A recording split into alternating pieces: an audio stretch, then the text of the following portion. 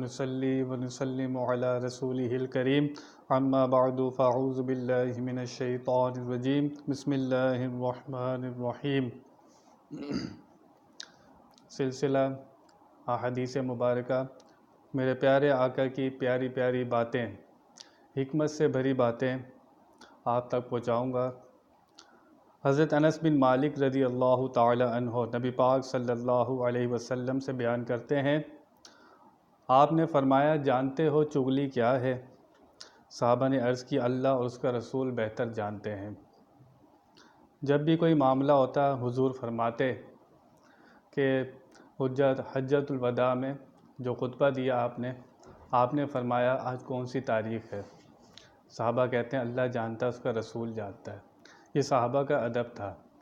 آپ نے فرمایا آج کون سا دن ہے؟ صحابہ نے کہا اللہ جانتا ہے اور اس کا رسول جانتا ہے۔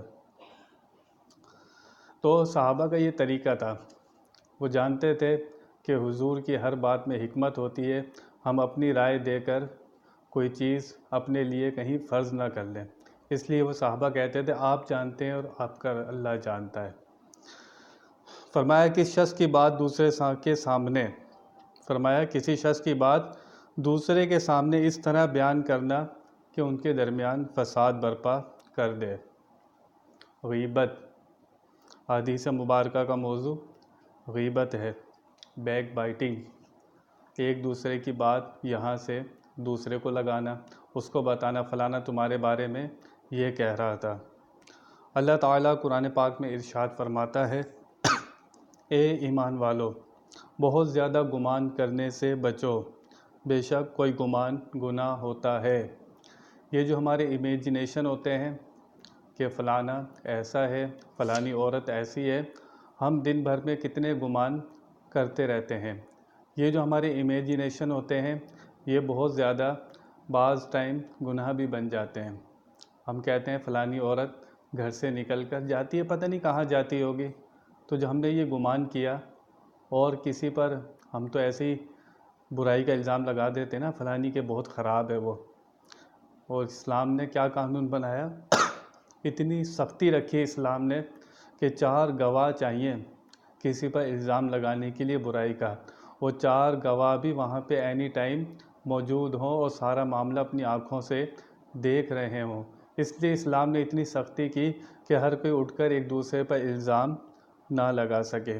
اس لیے فرمایا کہ جو تمہارے خیالات ہوتے ہیں دوسروں کے بارے میں تو اچھے گمان رکھنے چاہیے، اگر ہم برے گمان رکھتے ہیں تو اللہ فرماتا ہے یہ بھی بہت حد تک گناہ ہو جاتا ہے۔ تو اس لیے ہمیں گناہ سے بچنا چاہیے اور اپنے امیجنیشن اچھے رکھنے چاہیے۔ پھر فرمایا کہ ایک دوسرے کی ٹو میں نہ لگو، ٹو میں لگ کر باتیں سننا، اکثر گھروں میں ایسا ہی ہوتا ہے، فلانی کو کام پہ لگا دینا، کسی کو کہنا یار اس کی باتیں سن کر مجھے بتانا، دروازے سے کان لگا کر سننا، کسی کی پرسنل چیزوں کے اندر جھانکنا، جستجو میں لگے رہنا، ٹو میں لگے رہنا۔ تو اللہ تعالیٰ نے واضح قرآن میں بتایا کہ گمان سے بچنا ہے، غلط گمان نہیں رکھنا کسی کے بارے میں اور ٹو میں نہیں لگنا۔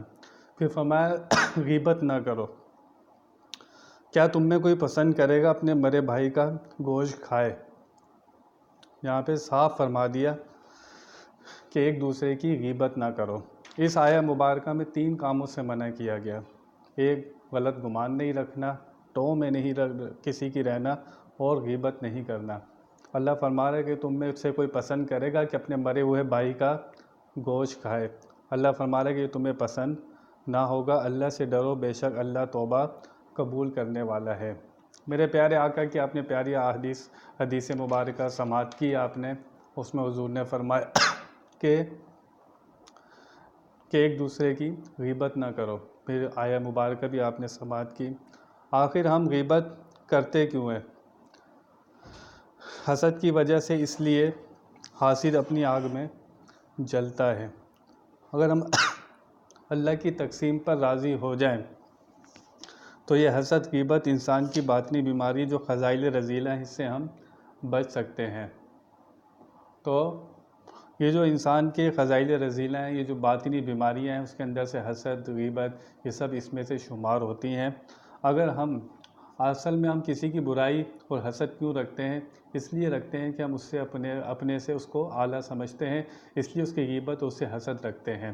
تو اس لیے اس سے بچنا چاہیے کہ انسان کسی کا حاسد جو اپنی آگ میں جلتا ہے، اس لیے حسد کرنے سے منع کیا گیا۔ اور فرمایا اس سے بچنے کا طریقہ کیا ہے؟ اللہ کی تقسیم پر راضی ہو جاؤ۔ اس لیے فرمایا گیا دنیا میں کسی کو دیکھو تو اپنے نیچے والے کو دیکھو۔ اگر آپ بائک پر جا رہے ہو تو سائیکل والے کو دیکھ لو، اگر آپ سائیکل پر جا رہے ہو تو پیدل کو دیکھ لو، اگر آپ موٹر سائیکل پر جائیں گے اور کار والے کو دیکھیں گے تو یقیناً آپ کے خیالات بھٹکیں گے۔ اس لیے فرمایا گیا اپنے نیچے والے کو دیکھو، اور دین میں دیکھنا ہے تو اپنے اوپر والے کو دیکھو کہ یار وہ 5 نمازیں بھی پڑھتا ہے، نوافل بھی پڑھتا ہے اور نیکیاں زیادہ کرتا ہے۔ تو ہمیں غور کرنا چاہیے اور اس پر عمل کرنا چاہیے کہ ہم کیا کرتے ہیں، ہمارے معاملات کیا ہیں، ہماری سوچیں کیا ہیں دوسروں کے بارے میں۔ اس لیے آپ قرآن کی واضح آیت میں سن چکے کہ اللہ تعالیٰ نے یہ جو ہمارے گمان ہوتے ہیں یہ گناہ ہو جاتے ہیں بعض ٹائم، اور کسی کی ٹوں میں نہیں رہنا اور غیبت نہیں کرنی۔ اور یہ سب چیزیں کیوں ہوتی ہیں؟ انسان اللہ کی رضا پر راضی ہو جائے تو انسان ان بیماریوں سے بچ سکتا ہے۔ دعا کریں اللہ نے اس کو بھی دیا ہے تو مجھے بھی دے۔